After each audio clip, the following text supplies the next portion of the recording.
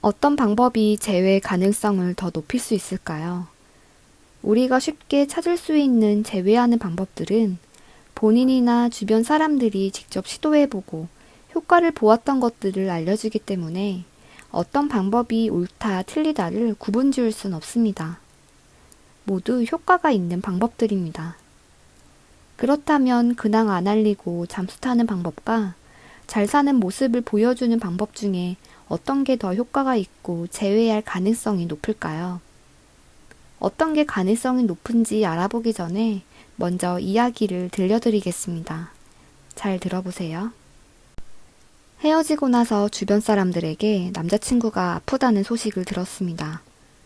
연락을 할 기회라고 생각해서 연락을 했지만 답장이 오지 않았고, 진짜 끝이라는 생각에 카톡을 탈퇴했습니다. 그 당시 하고 있던 SNS가 없어서 완벽히 잠수를 탈 수 있었습니다. 한 달 후에 카톡을 새로 깔았고 바로 연락이 오지는 않았습니다. 몇 주 후에 남자친구와 서로 친한 사람이 겹친 상태라 슬슬 주변 사람들에게 먼저 안부 연락을 해오더니 나중에는 연락할 핑계를 만들어서 연락이 왔었습니다. 5년 사귄 남자친구에게 이별을 통보받고 배신감에 바로 폰 번호를 바꾸고 지냈습니다. 이별 후 3개월쯤 지났을 때 남자친구는 연애 기간 동안 싸움의 원인이 되었던 이성 친구와 결혼을 한다는 것을 친구로부터 듣게 되었고 실제로 결혼을 했습니다. 그렇게 3년의 시간을 보냈습니다. 그런데 1년에 한 번씩 현관문 앞에 꽃다발이 있거나 좋아하는 특정 간식을 누가 자꾸 두고 가서 집 앞에 세워둔 차 블랙버스를 찾아보았습니다. 그 사람은 결혼한 전 남친이 두고 간 것이었습니다. 헤어지고 나서 카톡 프사와 SNS를 하지 않고 그대로 뒀다가 한 달 가까이 됐을 때 놀러 다니는 일이 많아지면서 놀러 간 모습 잘 나온 사진을 가끔 올렸습니다. 그때부터 카톡 프사를 바꾸지도 않은 상대방이 사진을 내렸다가 올렸다가 여러 번 바꾸면서 반응이 나타나기 시작했고 나중에는 연락이 왔었습니다. 만나서 얘기를 하면서 나중에는 재회를 했는데 그때 올린 사진은 누구랑 갔는지 다른 남자랑 간 건지 물어보며 사진에 대해 매우 궁금해했습니다. 이 이야기를 들으니까 어떤 생각이 드시나요? 5년 사귄 남자친구와 헤어진 지인의 경험담을 제외한 나머지 이야기는 저의 실제 이야기입니다. 잠수 타기와 잘 사는 모습을 보여주는 두 가지 방법을 다 해본 경험으로 말씀을 드리면 두 가지 방법으로 재회를 했기 때문에 둘 다 효과가 있었습니다. 결론은 두 가지 방법 모두 재회의 가능성을 높이고 나를 잊지 못하게 만드는 방법입니다. 저의 영상을 쭉 봐오신 분들이라면 제가 무엇을 얘기하려고 하는지 눈치를 채셨을 것입니다. 하지만 아직 이런 생각이 드시는 분이 계실 텐데요.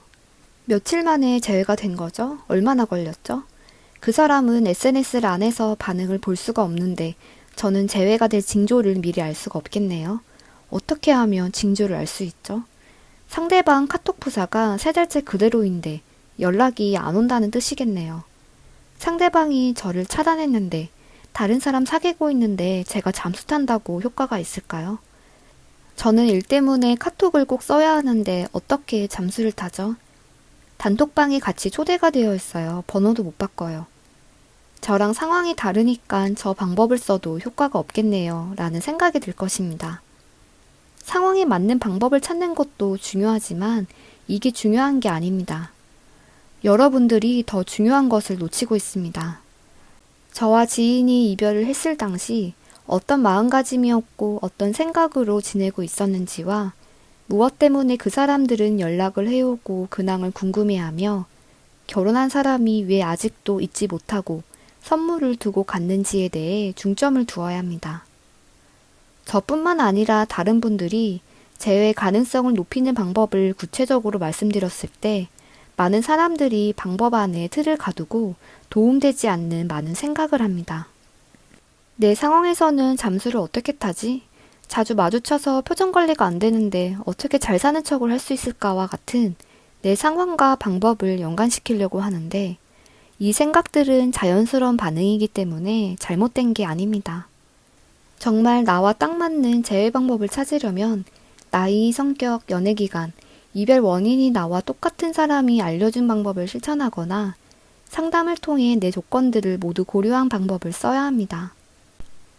그렇지만 상담을 원치 않고 스스로 방법을 찾기를 원하는 분들은 자신의 상황과 비교해서 생각을 하게 되고 같은 방법을 못 쓰는 상황이라는 이유로 포기를 하고 또다시 인터넷에 떠도는 많은 방법들 중에서 하나부터 열까지 완벽히 나에게 맞는 방법을 찾으려고 합니다.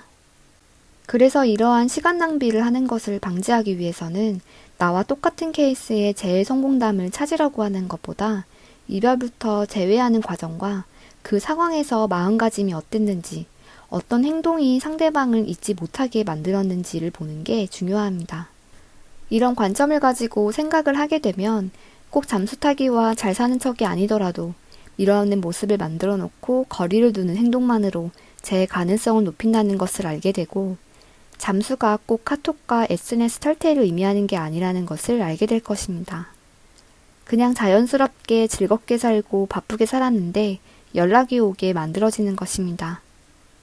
여기까지 잘 들으신 분들은 왜 잠수 타기와 잘 사는 척하는 방법이 제 가능성을 높이는 대표적인 방법이 된 건지 이해가 되실 것입니다.